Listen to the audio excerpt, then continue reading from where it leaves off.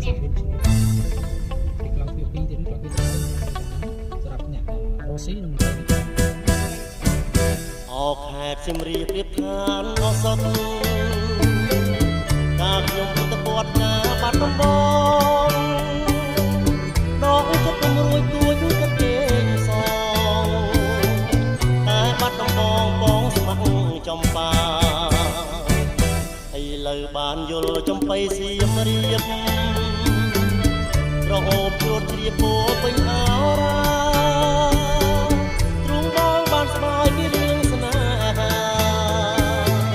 ដើរការចំបាឲ្យរៀងក្រៀមក្រំរយព្រួយរយនឹករយសានតន្ទឹង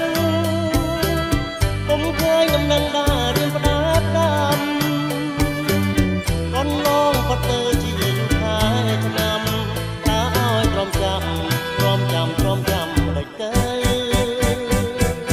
ពេលនេះចំបៃសៀមរាបបងអើយមានតែអ្នកឲ្យព្រះលោកកំរើជួយផងគ្រាន់ឲ្យបងបានរួងនៅជាគ្នាតទៅនឹងចំបៃ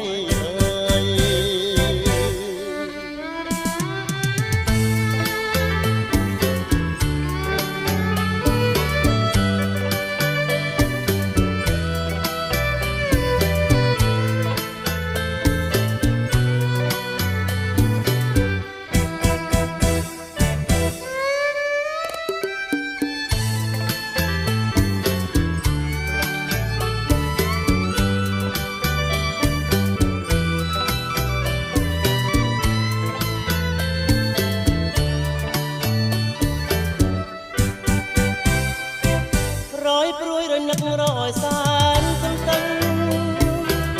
ពុំឃើញដំណឹងដារៀនផ្ដែផ្ដាំអន្លងផុតទៅជាយូរខែឆ្នាំតើឲ្យទ្រាំចាំមិនទៅពេលនេះចំបៃសៀមរាបបងអើ